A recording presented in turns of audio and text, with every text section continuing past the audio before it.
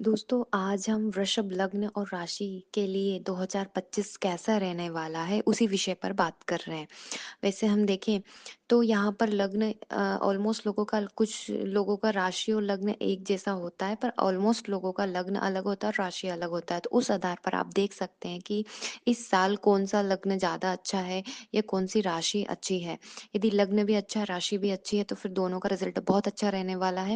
यदि लग्न अलग है और नेगेटिव है, मानो इस साल अच्छा रिजल्ट नहीं दे रहा है, और राशि यदि अच्छी मतलब एक अच्छा एक बुरा, तो फिर यहाँ पर हम देखें कि मिक्स आपको रिजल्ट मिलेंगे। इसके साथ ही हमको यहाँ पर महादशा जो आपकी कुंडली में चल रही है उसको देखना बहुत जरूरी होता है। यदि महादशा आपके कारक तत्व की है, अच्छी है, तो फिर ये आपके लिए बहुत बेस्ट रहने वाला है। और यदि मार्केज की तो थोड़ा स्ट्रगल आप यहाँ पर देख सकते हैं।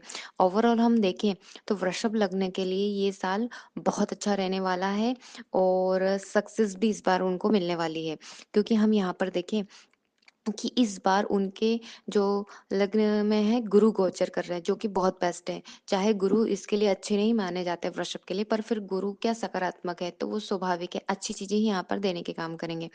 नमस्कार दोस्तों, मैं प्रज्ञा आपका हार्दिक स्वागत करती हूँ अपने प्रोग्राम में। दोस्तों, ये मेरे व्हाट्सअप नंबर है। यदि किसी को भी कुंडली से रिलेटेड जानकारी चाहिए, कुंडली बनवाना हो, तो आप इस पर संपर्क कर सकते हैं। इसके चार्जेस हैं। और यदि मेरा प्रोग्राम आपको अच्छा लग रहा है तो लाइक करें, शेयर करें, प्लीज सब्सक्राइब जरूर करें। हम देखें कि यहाँ पर हम 3 ग्रह को लेकर चलते हैं। जैसे यहाँ पर शनि, गुरु और राहु, ये 3 बड़े प्लैनेट होते हैं, जो कि इनके आधार पर ही हमारा प्रेडिक्शन किया जाता है। हमें क्योंकि इन ये जल्दी-जल्दी अपनी पोजीशन नहीं चेंज करते। बाकी के ग्रह ऑलमोस्ट जैसे हम चंद्रमा को देखें तो सवा 2 दिन में अपनी प्लेसमेंट चेंज कर लेते हैं। इसके बाद बाकी के ग्रह जो 35 से 45 दिन के अंदर अपना मूवमेंट कर लेते हैं। तो वो क्या करते हैं, राशि बदल लेते हैं। बाकी 3 ग्रह के आधार पर ही पूरा प्रेडिक्शन साल का किया जाता है। तो यहाँ पर हम देखें कि गुरु 3 बार राशि परिवर्तन करेंगे, तो ओवरऑल जो इस साल है ऑलमोस्ट सभी के लिए गुरु यहाँ फेवर का ही काम करेंगे, क्योंकि वो आप 2 घर को कंप्लीट करते थे, वो इस बार 3 घर को संभाल रहे हैं। तो ओवरऑल जहाँ-जहाँ गुरु की दृष्टि पड़ती है, वो भाव सभी अच्छे हो जाते हैं और अच्छे रिजल्ट देते हैं। इसके साथ ही हम देखें यहाँ पर कि शनि और राहु दोनों कारक होते हैं इस लग्न में, वृषभ लग्न में।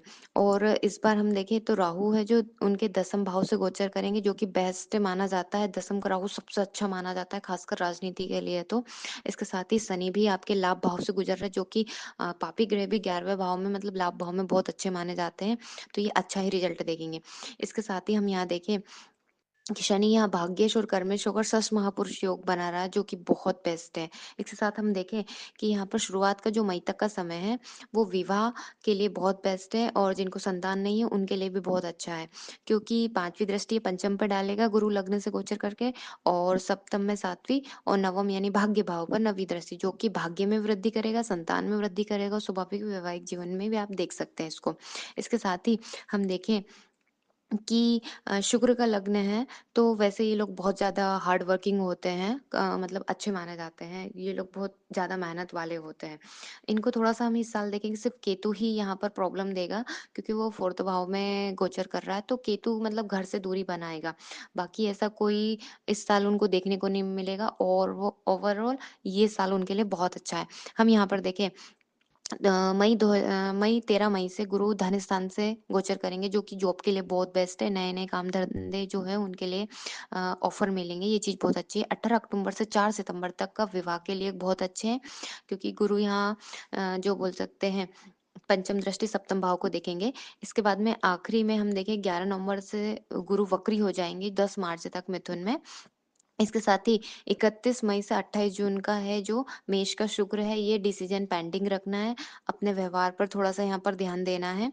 इसके साथ ही पैसा भी खर्च हो सकता है, डिसीजन भी आपको गलत लेने पड़ सकते हैं, इसलिए 31 मई से 18 जून तक का जो समय है थोड़ा-सा डिसीजन सोच समझ कर ही लें।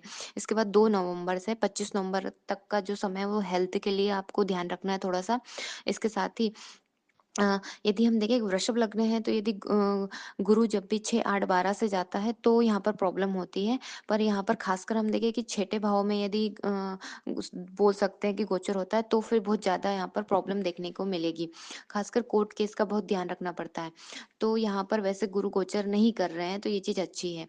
इसके साथ ही हम देखें कि 20 दिसंबर से 31 दिसंबर का है, जो समय है वो ड्राइविंग, मतलब यदि कार चलाते हैं आप, खुद से चलाते हैं, ड्राइव करके जाते हैं, तो थोड़ा-सा आराम से शांति से करें।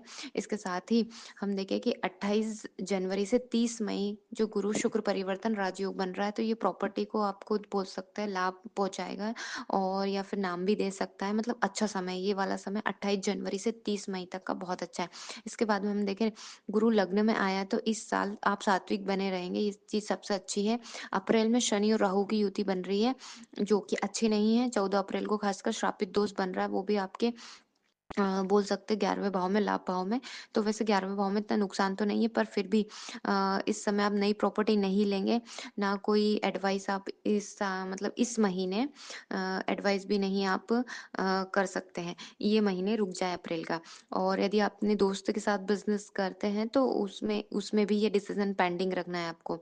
इसके साथ ही हम देखें कि आपके यदि घर में बड़े-बूढ़े हों, तो उनका आशीर्वाद लेते रहें। और इसके साथ ही ये जो स्टार्टिंग का महीना है, जॉब के लिए बहुत अच्छा है, बेनिफिट देगा आपको। स्टूडेंट के लिए भी स्टार्टिंग का महीना जो बहुत अच्छा है, क्योंकि लग्न में गुरु गोचर कर और पंचम दृष्टि जो बोल सकते हो पंचम भाव पर डाल रहे हैं, इसलिए शिक्षा के लिए बहुत सक्सेस का समय है मई तक का। इसके बाद ही स्टूडेंट के लिए, इसके बाद हम देखें कि शुक्र लग्नेश और षष्ठेश दोनों हो जाते हैं, तो थोड़ा सा अपना शरीर का आपको ध्यान रखने की जरूरत होती है। नशे से थोड़ा सा दूर रहने, एडिक्ट कर देता है बहुत ज्यादा। स्टूडेंट के लिए भी बहुत अच्छा समय है मई तक का। एग्जाम यदि उनके कंपटीशन एग्जाम है, तो फिर बहुत अच्छी है।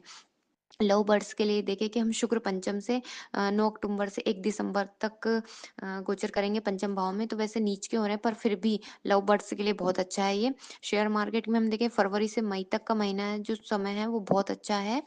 और इसके साथ ही गुरु पुष्य नक्षत्र 3 बार पड़ रहा है, रवि पुष्य भी यहाँ पे 4 बार पड़ रहा है। इसके साथ ही यहाँ पर देखें 4 ग्रहण पड़ रहे हैं, 2 चंद्र ग्रहण, 2 सूर्य ग्रहण, जो कि हम देखें कि यहाँ पर चंद्र ग्रहण, चंद्र और राहु की युति यहाँ पर बन रही है, जो 7 सितंबर कर्म स्थान पर बन रही है। तो आप खासकर है कि शिव जी का यहाँ पर जरूर आप उनको बोल सकते हो पूजा पाठ कर रहे हैं। और अप्रैल के महीने में खास आपको करना है, भिखारियों को दान देना है स्पेशल।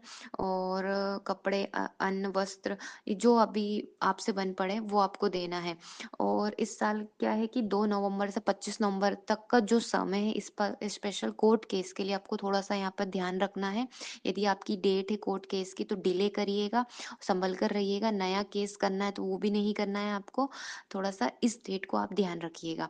ओवरऑल देखें तो ये जो वृषभ लगने के लिए है, ये साल बहुत अच्छा है, आपकी सक्सेस के लिए है। धन्यवाद दोस्तों।